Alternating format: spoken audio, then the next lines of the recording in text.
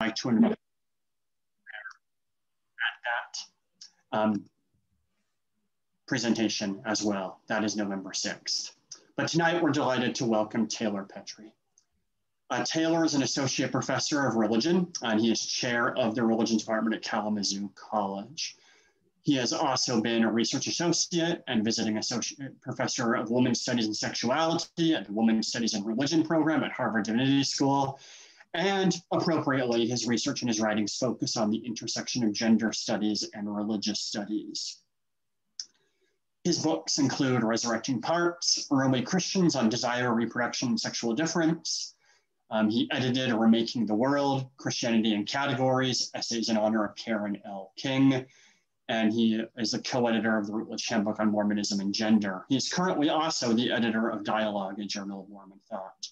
But he's also the author, most recently, of the book that you see on your screen, Tabernacles of Clay, Gender and Sexuality in Modern Mormonism.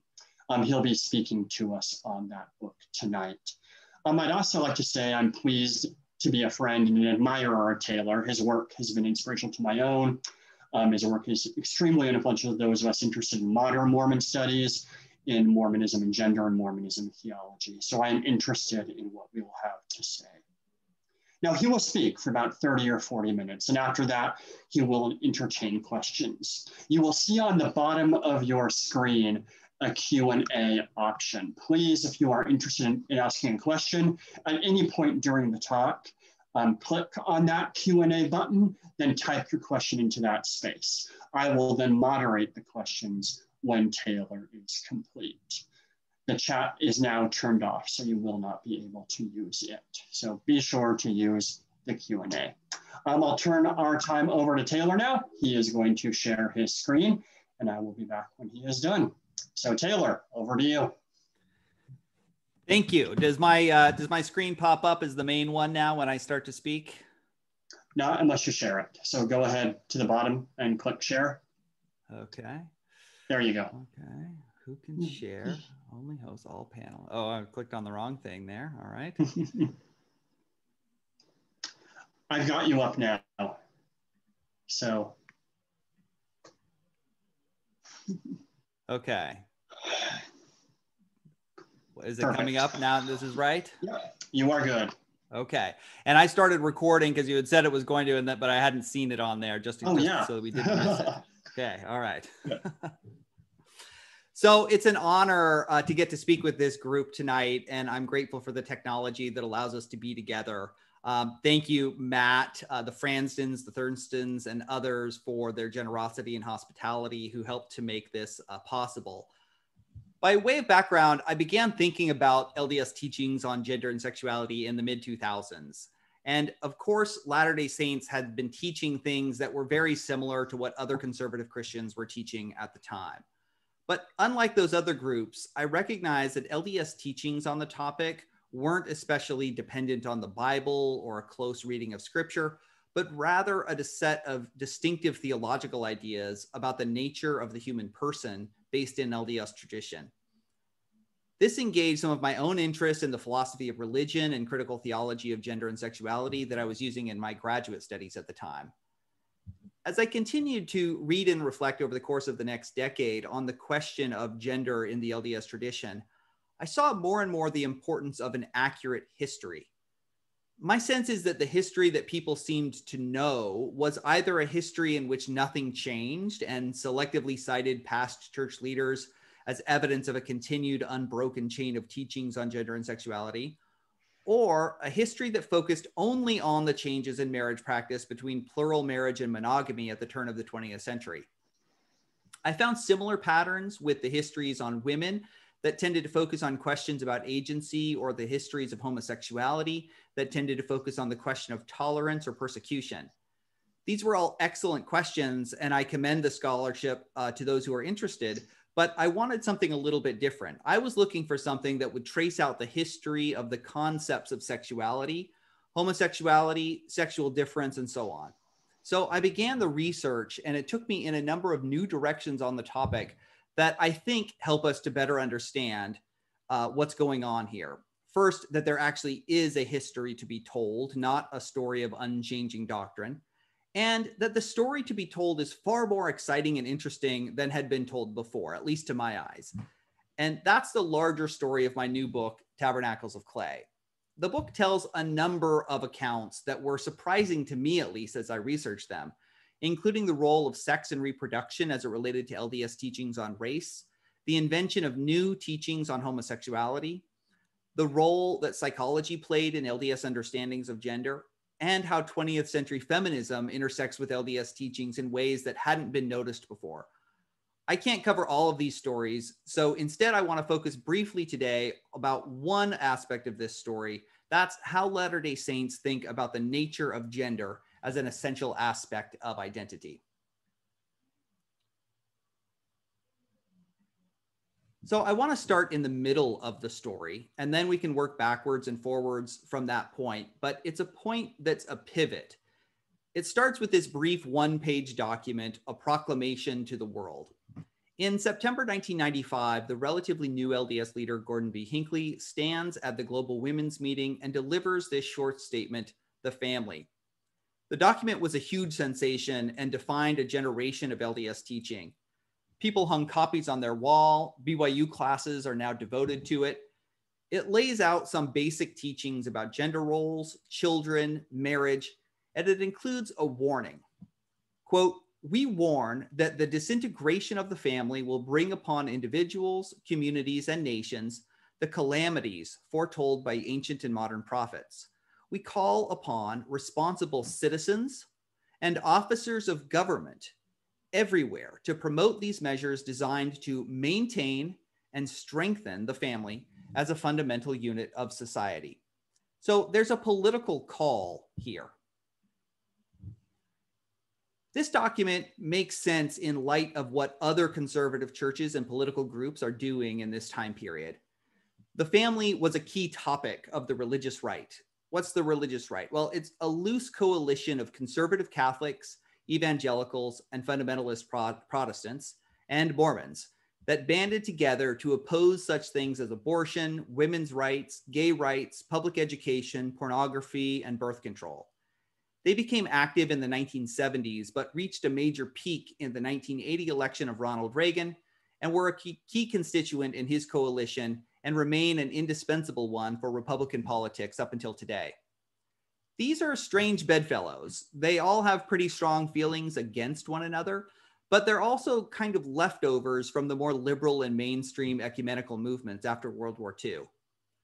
The Family Manifesto, pictured here, was authored by the Moral Majority, Eagle Forum, Family Research Council, and other evangelical organizations. It explained, quote, "Marriage is a covenant of divine origin. On gender roles, it affirmed, we proclaim that male and female were established by the Creator in their diversity with equal dignity and complementary value, and extends to psychological traits which set natural constraints on gender roles. The role of the male is most effectively that of provider, and the role of female, one of nurturer." The manifesto promoted procreation and outlined its views of the rights of children, and it further called on society to enact specific proposals that would ensure that marriage is, quote, "protected by government in public policy." Other organizations released similar documents in this era. In 1989, the Fundamentalist Center for Biblical Manhood and Womanhood released the Danvers Statement in a paid advertisement in Christianity Today. This document taught that there were, quote, "distinctions in masculine and feminine roles that included the husband's loving, humble headship and the wife's intelligent, willing submission." At the same time, it affirmed that these roles are equally high in value and dignity. The statement was opposed to Christian feminist interpretations that favored egalitarianism at home and in the church. And it concluded by stating, quote, "We are convinced that a denial or neglect of these principles will lead to increasingly destructive consequences in our families, our churches, and the culture at large." The conclusion pointed to broader political ambitions on the family that the religious right harbored. The Christian Coalition, done by Pat Robertson, introduced in May 1995 the Contract with the American Family, which was a supplement to Newt Gingrich's 1994 congressional campaign to institute conservative economic policy in the Contract with America. Focusing mostly on reshaping America's public education, Robertson and Reed's vision here strengthened the family was an expression of strengthening the family was an expression of Christian nationalism. Feminism and homosexuality were explicitly the declared enemies. Article 18 emphasized also heterosexual marriage and declared that both partners were equal, but also that wives should submit to their husbands. This was the Southern Baptist Convention that produced Article 18 in 1988.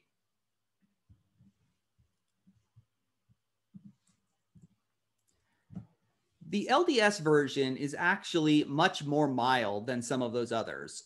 It doesn't address concerns about public education or abortion. It doesn't say that wives must submit.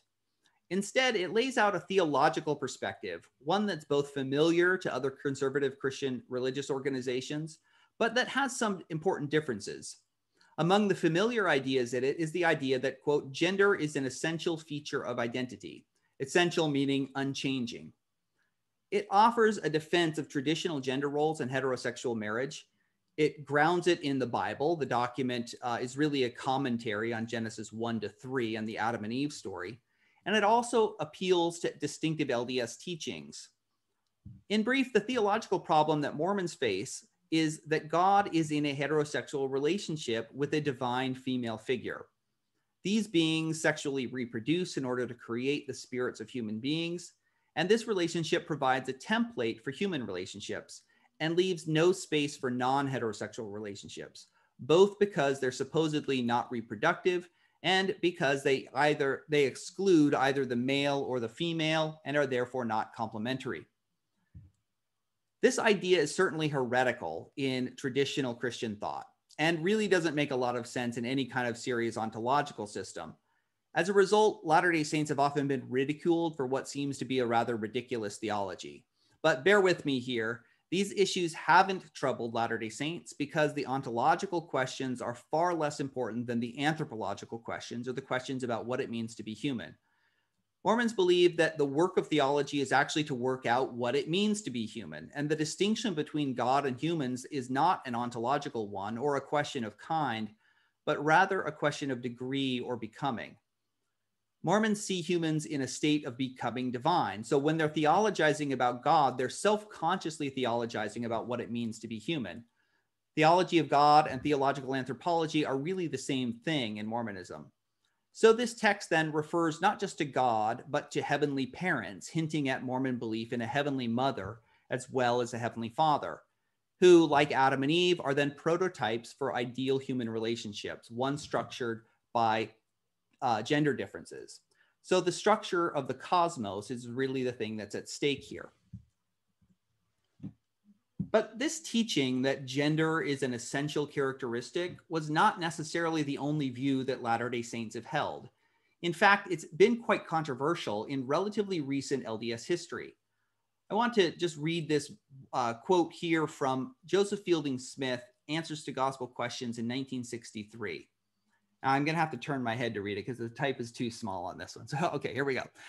Is not the sectarian world justified in their doctrine, generally proclaimed, that after the resurrection, there will be neither male or female sex?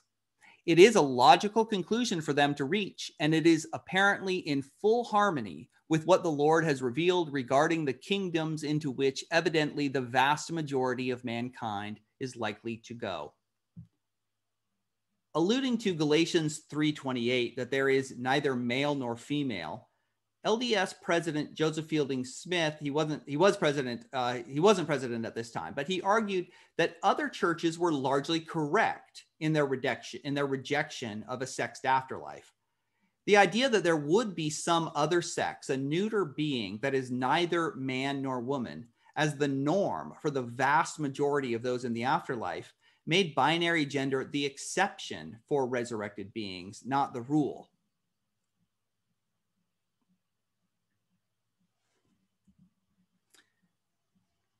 Joseph Fielding Smith had taught this before, and actually taught it consistently throughout his ministry. In his 1954 book, Doctrines of Salvation, he made a similar statement about sexual difference as a privilege in the afterlife, not something that everyone was going to have. He argued that those who do not dwell in the highest kingdom will lose the power of procreation just as they lose their marriages and families. Their bodies are marked and function differently. He explained, quote, some of the functions of the celestial body will not appear in the terrestrial body, neither in the telestial body, and the power of procreation will be removed. I take it that men and women will, in these kingdoms, be just what the so-called Christian world expects us all to be, neither man nor woman, merely immortal beings having received the resurrection. Since the functions of non-celestial bodies don't include reproduction and sexual intercourse, the form of these bodies is necessarily different as well. There would be three sexes then: man, woman, and immortal being, an undifferentiated human. His teaching suggested that sexual difference was a contingent, situational experience that only makes sense if there is something beyond sexual dimorphism. It wasn't that long ago that gender was not essential or eternal in LDS thought.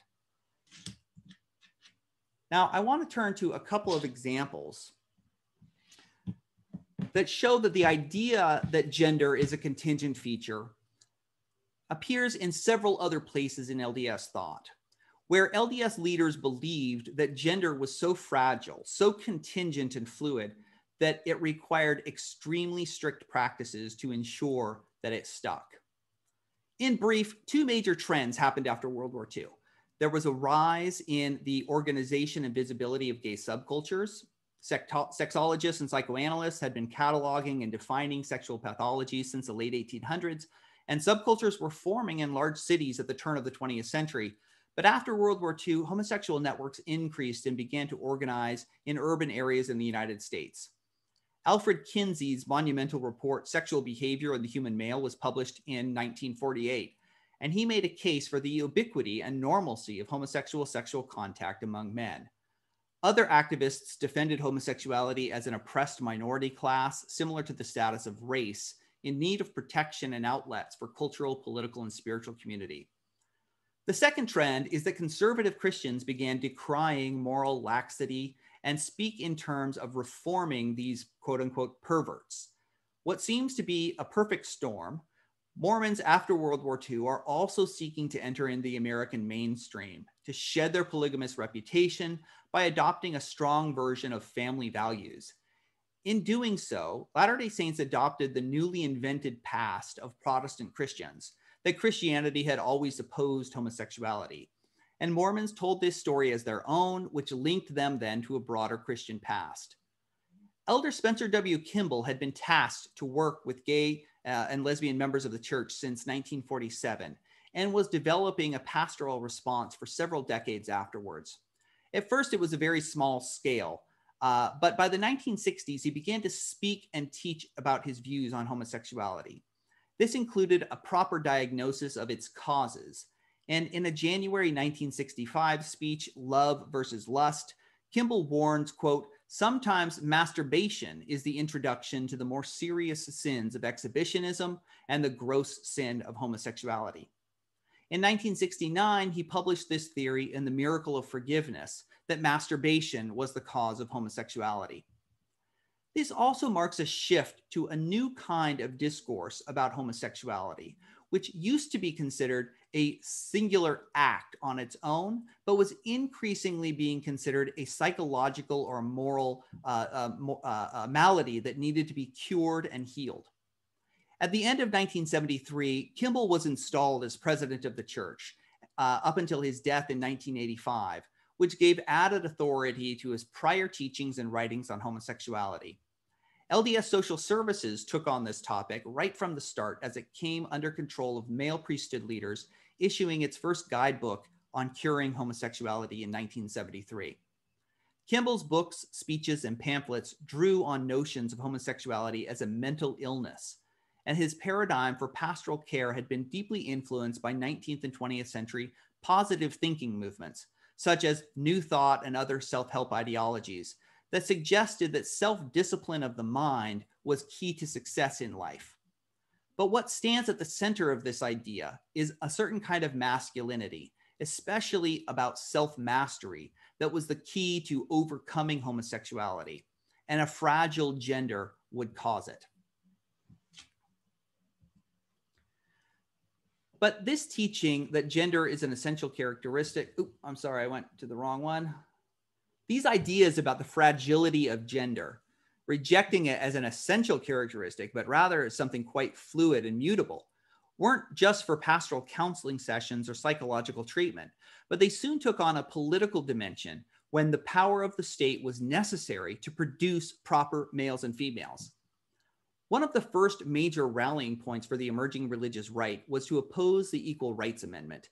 Gender issues took center stage in a conservative resurgence against the liberal social values of mainstream Republicans. The ERA had been part of the progressive agenda since the 1920s, but finally picked up enough steam to pass both houses of Congress in 1972. Its ultimate passage seemed inevitable at the time. There were Democratic majorities in both houses of Congress, and the Republican president, Richard Nixon, immediately endorsed the amendment after it was passed.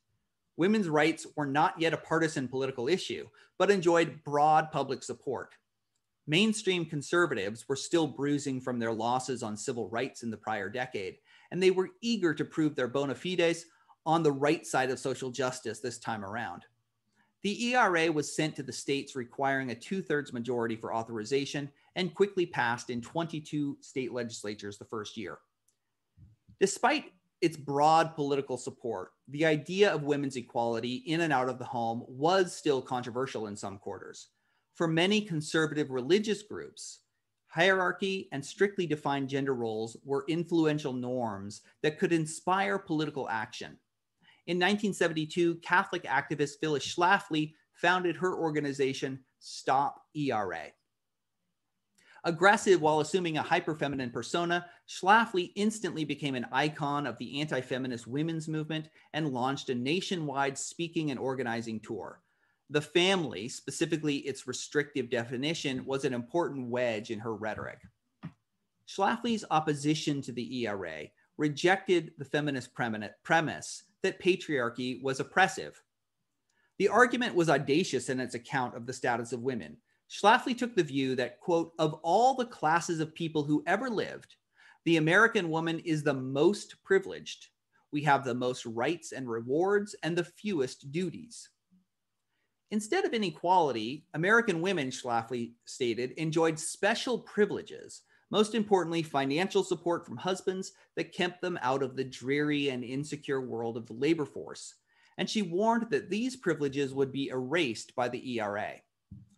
Senior LDS church leaders began to explore the possibility of formal opposition to the ERA in the early 1970s.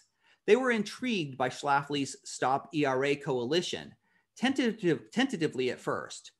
In November 1974, Schlafly secured a meeting with General Relief Society President Barbara Smith.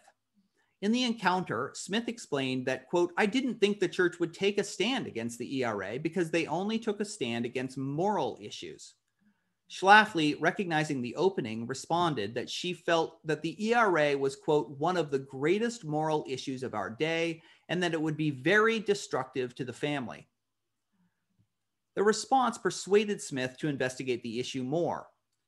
She scheduled a meeting with Apostle Thomas S. Monson, who indicated that he, quote, felt the church would want to take some action because they too felt that it would be very destructive for the morals of the community and the family. The twin arguments that the ERA would damage morals and the family combined to motivate church leaders to respond. This also signaled an important turn for when gender issues became external political fodder for the church, not just a matter of internal preaching. Importantly, Schlafly and LDS leaders argued that things like same-sex marriage and that same-sex marriage and increased homosexuality would be the results if men and women were treated equally before the law.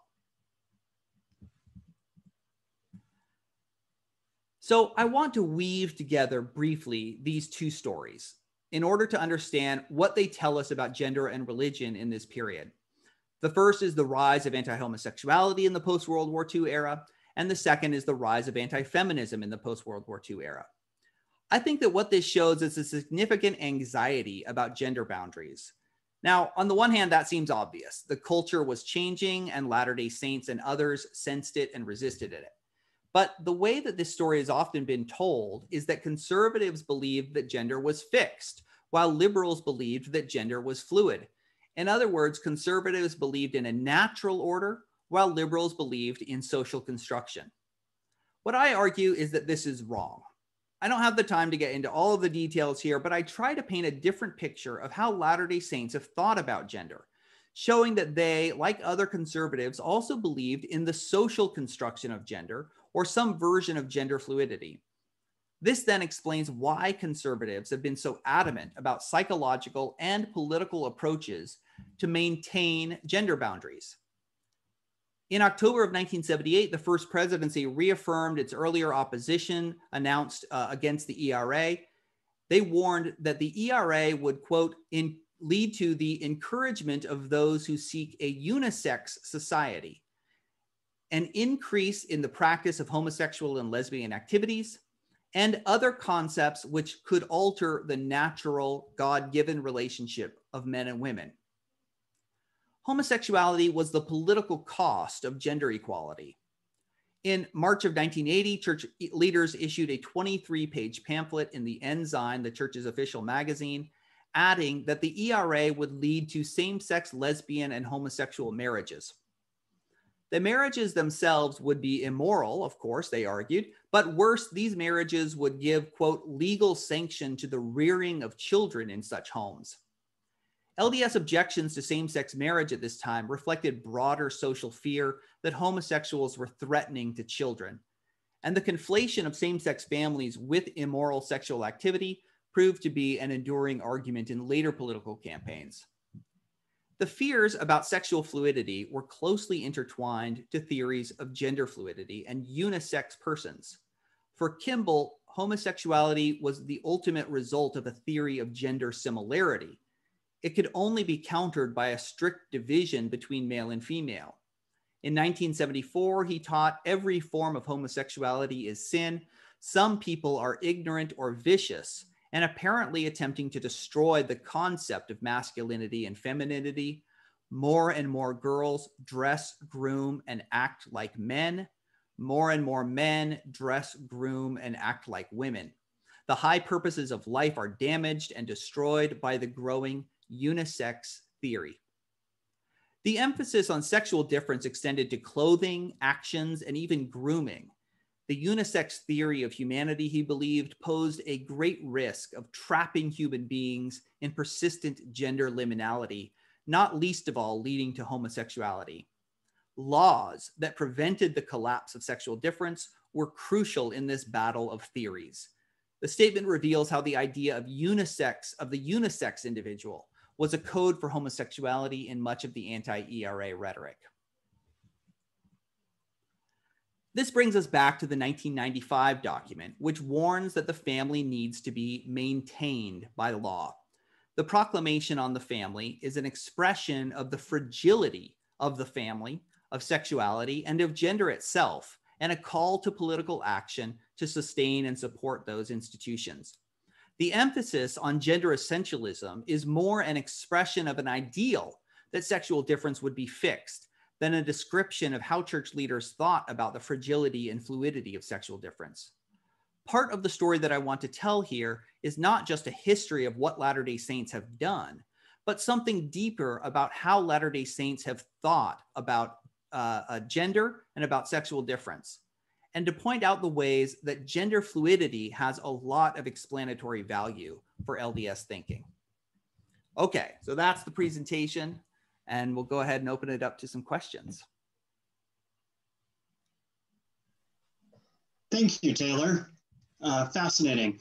Again, if you would like to ask a question, you will see at the bottom of your screen a Q&A button. Push that, type your question into the Q&A, and I will transmit them to Taylor.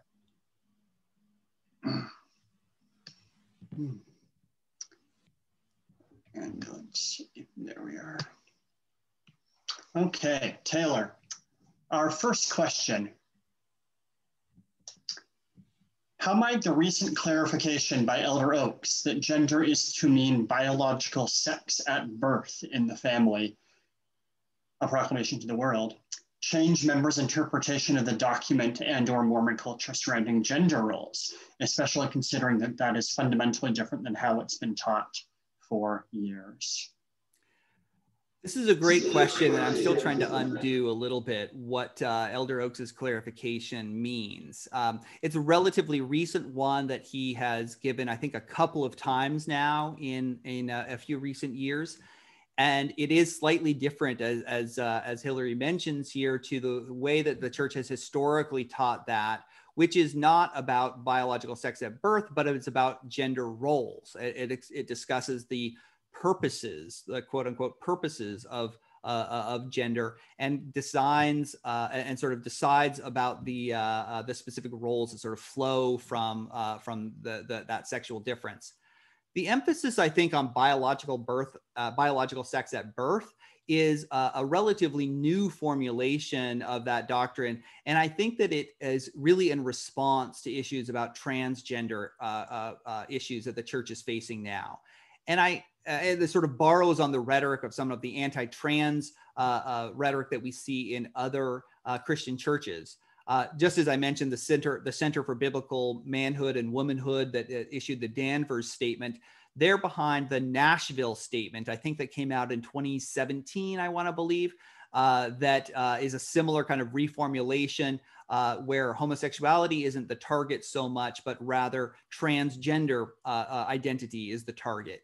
And so I think that one of the ways that the proclamation is sort of being put to use now might be to address those issues, hence the reinterpretation of biological emphasis here.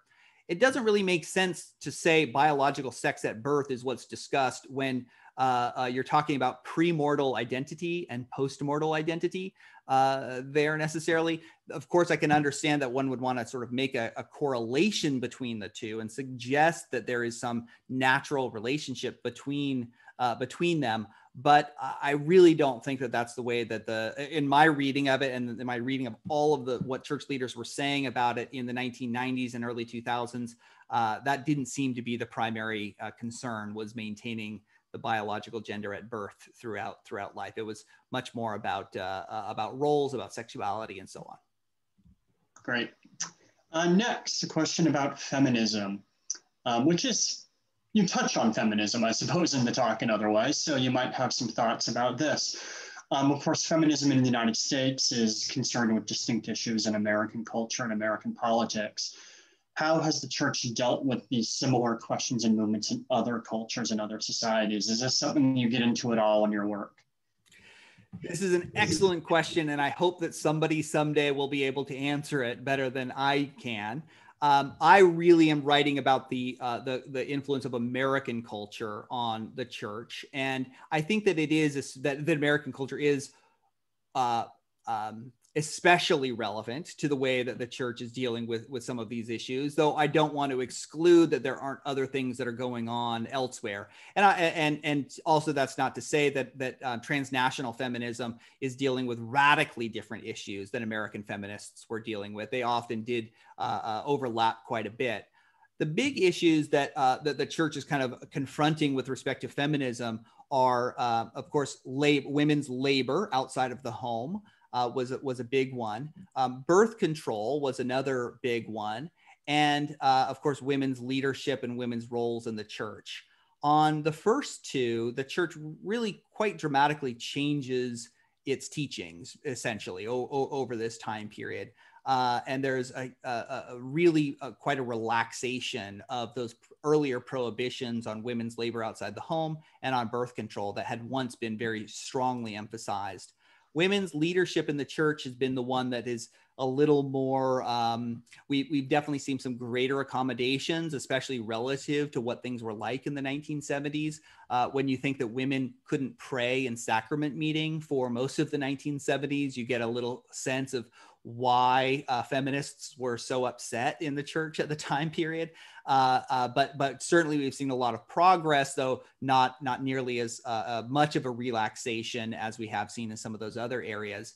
Are transnational feminists dealing with the similar kinds of issues? I suspect yes, but there may be some other issues that again, somebody who really is able to dig into that literature would be able to find. So I hope that other people do pick up on that more. Okay. We have some people interested in a clarification on that Joseph Fielding Smith quotation. And to be clear, this is a Joseph Fielding Smith discussion of non-gendered individuals in the afterlife and perhaps the potentiality for those people existing. Has there been anything uttered by leaders of the church since regarding that question? Is this a question that is, or a statement that has simply drifted away and is not discussed anymore? Has there ever been a repudiation of it? Or perhaps other teachings that are similar to it? Great question. I think it's the first and second chapters of the book talk about these quotes and others that are similar to it. And I try to situate it not just in questions about a genderless afterlife, but actually a genderless premortality as well in LDS thought. And there are a number of examples of that. By the 1980s, we really start to see church leaders moving away from this and moving more in the direction of where we end up with the proclamation on the family. And I think that the person who's actually kind of leading the charge on that is Gordon B. Hinckley. He specifically repudiates in General Conference ideas of a genderless premortality and says that those, even though that had been taught in General Conference before, that was not an official doctrine and that he didn't think that it should be taught anymore. So I think that we start to see after the end of the 1970s a kind of transition away from some of those teachings and more towards what we now take to be the normative LDS position of a kind of consistent gender between all different stages of human existence. But as far as I'm aware, there's never been any specific repudiation of that. And I know that it exists, that it lives on in that the knowledge of those quotes and their relevance lives on in a lot of subcultures of Mormonism, especially missionary subcultures who sometimes joke around about TK smoothies, which I think actually emerged in the blog vernacular, if I remember correctly. TK smoothie, Telestial Kingdom smoothies, the idea that unrighteous people would be like Ken dolls in the afterlife. And so definitely like the knowledge about this is somewhat widespread at least. But it's not the official church's teachings today. But again, the president of the church once taught this himself and repeated it several times. On the same note, let's go backward a little bit. Your book obviously focuses on mid to late 20th century Mormonism, but do you find similar ideas about gender or similar uncertainty about gender in the 19th century and leaders of the church in that time period? This is a great question that, again, I hope somebody else will research. So when I started on this project, I expected that the 19th century would see a lot of rhetoric about a kind of fluid gender and uncertain gender. But I ended up focusing relatively early on to look at the 20th century, because every time I kept coming back to some of the most important things that I thought shaped contemporary Mormonism, it turned out that in the post-World War II era, we kept seeing those themes showing up again and again and again. So I think that a really thorough study of 19th century Mormon gender norms is necessary. There are a few articles. Russell Swenson has one on changing ideas about masculinity in 19th century Mormonism. Amy Hoyt and Sarah Patterson, I believe, have an article on the transition from polygamy to monogamy and the kind of changes of masculinity that you see there. So I do think that there's a lot of anxiety about the right kinds of ways of being male and female that are showing up there. But I can't, I don't have enough facility in all the materials to have a really strong thesis about it at this stage. Again, mostly because I ended up focusing on the 20th century in the research. There are a couple of interesting things that I think are worth pointing out just to kind of jump on that, because in 1914, a very famous talk that does end up influencing, I think, Gordon B. Hinckley and the Proclamation on the Family is published by James E. Talmage, called The Eternity of Sex. And what he means by that is what we would think of as gender or sexual difference. The language about gender hadn't really been developed yet in 20th century sort of discourse about sexual difference. But he talks about the eternity of sex in exclusively patriarchal terms. He's like, look, there's always going to be a hierarchy. It's a natural hierarchy, right? But that's kind of readapted a little bit when we get to the Proclamation on the Family. So there, I don't mean to suggest that there was all the time before the 1950s, 1970s, 1980s, everybody thought of gender fluidity in the afterlife. But there are other traces of people sort of trying to appeal to a fixed difference between male and female at earlier stages in the church.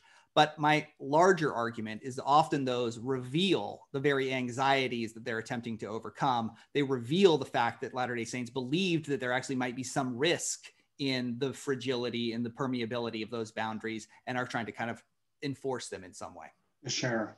And in part, right, because our assumptions about gender roles on Earth reflect what we imagine the post-mortal life will be like, right? And there's a lot of worry about those kinds of relationships. And that's actually another one of our questions about the extent to which these ideas about gender relationships, that is, relationships between men and women, and perhaps other types of people in the afterlife, to what extent do you see descriptions of either the pre-mortality or post-mortality reflecting the kind of hierarchy or the confusion that we see here on Earth?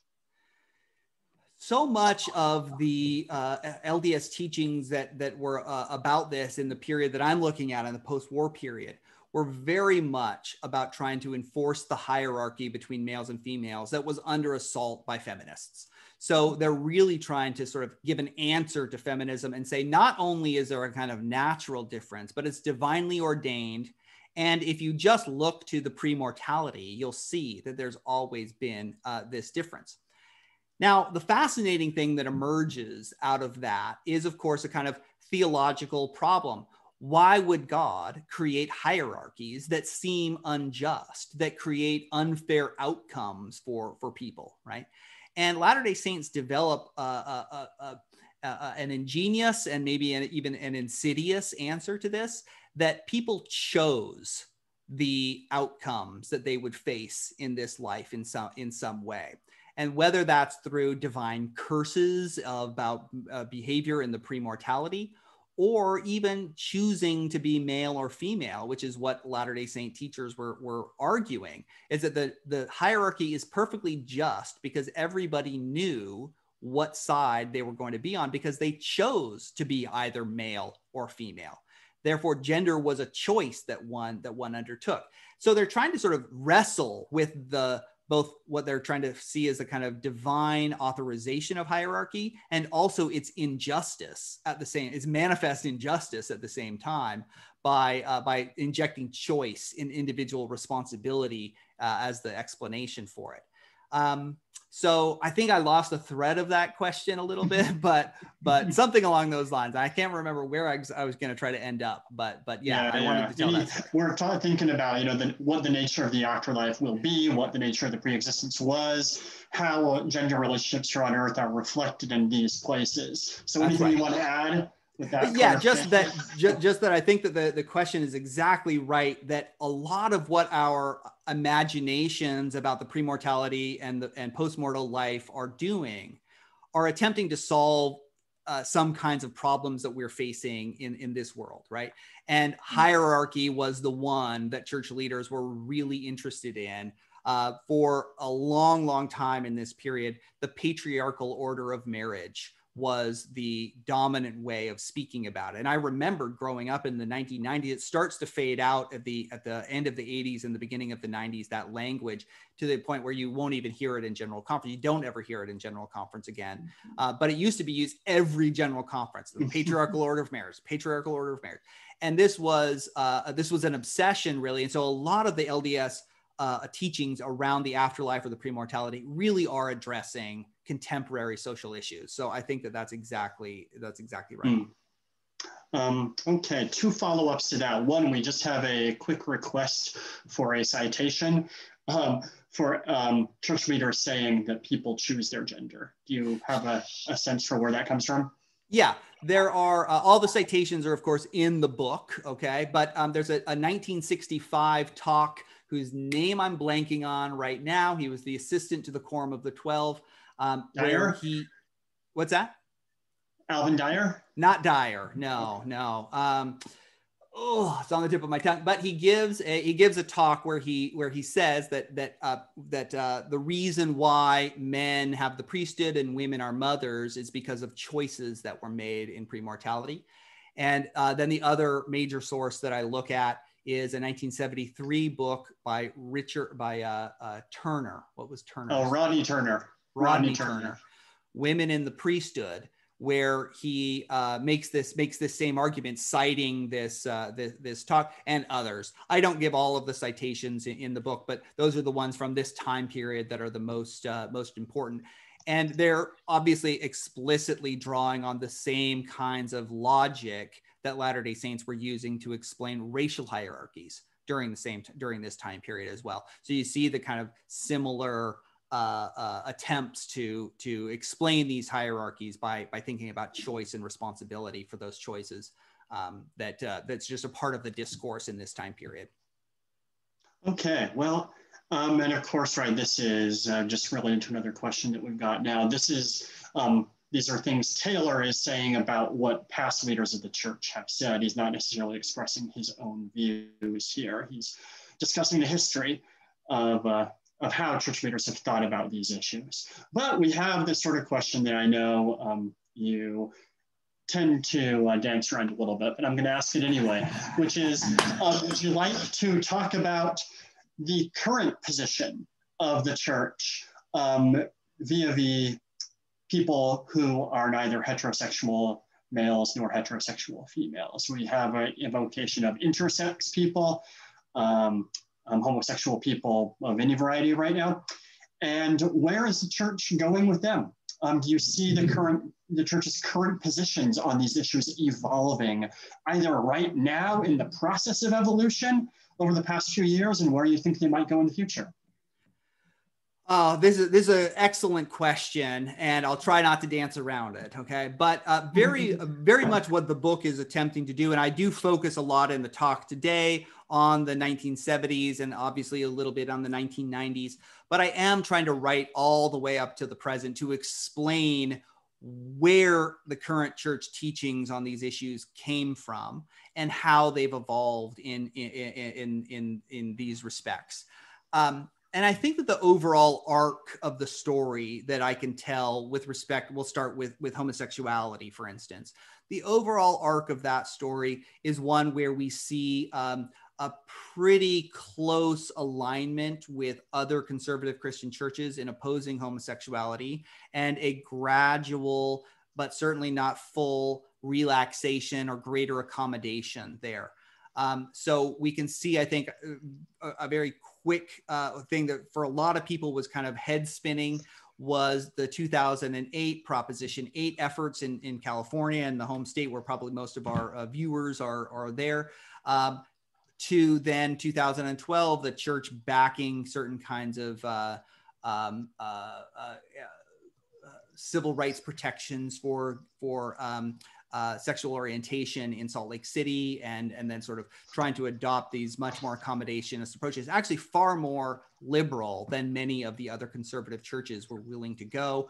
And the churches attempted to sort of broker the differences between gay rights and religious groups with its Fairness for All campaign. That's not something that somebody like Spencer W. Kimball or Mark E. Peterson would have ever countenanced whatsoever, right? So just you can see some direct and immediate changes there. And all that is to then kind of lead us up to, I think, where we're at around trans and intersex issues. The church recently updated its guidelines on these issues, I think in February of this year, which seems like 10 years ago. You remember when we used to like be able to go outside and all this, but and I wrote a small article talking about that for the Salt Lake Tribune, kind of addressing some of the church's teachings, the changing teachings on transgender issues. And I would say that the church is not quite sure, to be generous to them, not quite sure what they want to do. I see a little bit of sometimes waffling on these issues and some inconsistencies in the logic that they're using sometimes. And so I don't know exactly where it's all going. And that's my other sort of the other big caveat is I don't know if we can really tell where the future is going. I definitely see the broader arc of things toward a greater liberalization on most of the major issues that the church once opposed. But I it's always possible for things to go backwards. Had one asked me in 2012, what would the year 2020 look like? Who would our leaders in this country be, and what would be the big issues?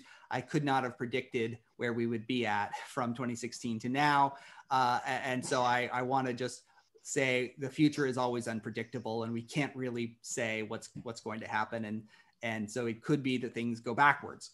We could see a revival of some of these older teachings coming back again. I don't know, but yeah, I do think that we are in the midst of some kind of transition on these issues. Mm-hmm. No, as you say, and it's a good line that I have stolen myself in the past. Historians are about the past, not about the future. We are history tellers, not future tellers. But of course, I think these kinds of questions are inevitable with a work like this, right? That's so relevant to our current state of affairs. We have a question about history again, and you spoke a bit about Phyllis Schlafly and her interactions with some of the LDS leadership. But do you have any other sense for the interaction between Mormon leaders and other conservative religious groups? Maybe less so in the ERA period, but more recently, perhaps with the emergence of all of these documents in the 90s. Is there actual evidence of conversations between these groups and conscious modeling of their statements? This is a great question, and I'll raise at the outset one of the biggest limitations of writing on a contemporary LDS history, which is that almost all of the good documents and the good meetings are behind lock and key. So we do not have access to the kinds of, and some of that is that really that the culture of the church around its records changed quite dramatically in the modern period, where, the records of church, something like David O. McKay's, minutes from all of his meetings and kind of the discovery that Greg Prince made around those documents that gave him deep insight of the kinds of meetings and again, the really detailed understandings of the inner workings of things, we will probably never see again for the modern church. So I want to say that we are missing a lot of that. However, there are a couple of places that I point to in that is available in the historical record that do give us some glimpses into this. And I think then a broader history that you can tell from the public documents that are available. And the two biggest areas of cooperation have been on psychological and therapeutic treatment for homosexuality and the political actions taken around by the religious right. And the evidence that we have for this cooperation between Latter-day Saints and other conservative Christians on both of these topics is quite extensive, as I say, both from the public and from the behind the scenes documents that we get. So you've got organizations like LDS Family Services or LDS Social Services, and parachurch organizations like Evergreen, which was an ex-gay organization in LDS culture that lasted up until 2011, 2014, I forget, sometime in the early part of this decade, where they are extensively meeting with evangelical and Catholic ex-gay organizations, and Jewish occasionally ex-gay organizations. There's a huge network of an interrelationship where the LDS therapists are going to go be trained by the therapists in these other organizations. They're holding conferences together. They are meeting with general authorities directly. So we know of deep interactions that are going on in that realm. And the other major realm is around the political realm. These contexts, I think we got that glimpse from Schlafly and others in the 1970s, where the religious right and LDS leaders are making these connections and collaborating on political strategy. And that same strategy is kind of re-invoked in the 1990s around same-sex marriage, first in Hawaii, where the LDS Church is closely cooperating with bishops in Hawaii at a local level and also at a national level as well. And then again in California, where the church's first contacts that it's making are with Catholic bishops to do these sorts of this kind of organizing. Most of Prop 8's foot soldiers going out and knocking on doors were Latter-day Saint organizations and Catholic organizations that were sort of jointly cooperating here and directly meeting together in organizations like the National Organization for Marriage, which had LDS and Catholic representatives on them. We also have some documents, interestingly, that leaked. There was a famous leak of documents that were taken out of the church history archives in Salt Lake City and given to a gay rights activist that shows that LDS church leaders like Neil A. Maxwell, Gordon B. Hinckley were directly involved in the political organizing in Hawaii. And, frankly, explicitly saying that they were trying to cover their tracks so that their actions wouldn't be traced back to the church. So we do get some of those kind of documents that reveal that the LDS Church is making these cooperative endeavors, that they're funding these political campaigns directly out of their funds, and also trying to shield the full extent to which they're involved. And so I think that that's one of the other limitations that we have as historians, is that we don't always get to see behind the scenes, but there's enough documentation out there to kind of give us a glimpse of what those strategies do look like, at least have historically looked like in practice. Mm-hmm. Yeah, and as you say, right, this gets tighter and tighter and tighter after about 1960 and after formal procedures for gathering of church material for the archives are put into place. So, hats off to you for writing a history of a time that's rather hard to research. Yeah. Let's wrap up with this question. And I think these questions, that we have a couple in the feed, raise some interesting issues about the relationship between academics and experts and church leadership. Some of what you've said, right, indicates some reliance of church leadership, of ecclesiastical leadership, on experts in psychology, for instance. And certainly some of what you talk about was fairly mainstream psychological discourse in the 1950s and 1960s and 1970s. We see church leaders leaning on that. Given that, how do you position your book in relation to the church as it functions today? You might say, right, well, I'm just writing an academic book and the pieces will fall where they may, right? But there is a kind of, yes, and this raises, right, question. You cannot write a book like this and think, well, no one's going to pay attention to it. I'm going to be over in the ivory tower. There are going to be some ramifications. That raises, I think, broader questions about the relationship between academics and ecclesiastical leadership more generally. And I wonder if you have any thoughts about that. Yeah. So, yeah, no, I am really pretty modest in my expectations for this. I didn't write the book as an agenda to be followed. I really tried hard to not editorialize at all in the book and to tell the story as clearly as possible as I understood it. one that I would hope that all readers would recognize as a fair and accurate treatment. And so my primary goal really was just trying to tell the story. I think that one of the limitations sometimes on some of the previous histories that had been done is that they did have a pretty clear kind of agenda behind them. And to a certain extent, I'm sympathetic often to those agendas. So I don't mean to criticize them on those grounds, but I also think that sometimes that agenda shaped the way that the research was done. And I tried to not necessarily have an agenda and try to have a little bit broader than scope of what the story that I saw emerging actually looked like. And so to tell a pretty accurate history. So to the extent that a useful history is important for shaping current conversations about this issue, I hope that this book provides something of that tries to explain where the present came from, right? At the same time, histories, of course, are not just statements of facts. They are making an argument, and they do have potentially some implications.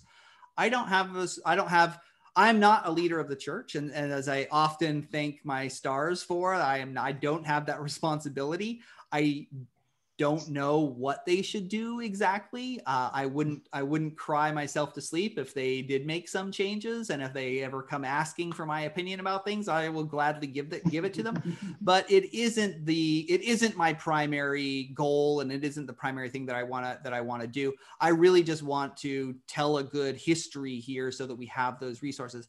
I do write some theological texts and so on, but those two are not meant to sort of instruct church leaders about what they should be doing or try to tell the church what to do. I'm much more modest as a scholar, saying here are some options or here are some things. And if the things that I have written about ever do influence anybody, wonderful. And if not, that's okay too. So I don't worry about it too much. Yeah, good answer. Well, I think we will let Taylor off the hook now. We are at an hour, which is the time we had allotted for this event. So we'd like to thank Taylor again for a very fascinating presentation and for being willing to join us here on Zoom tonight.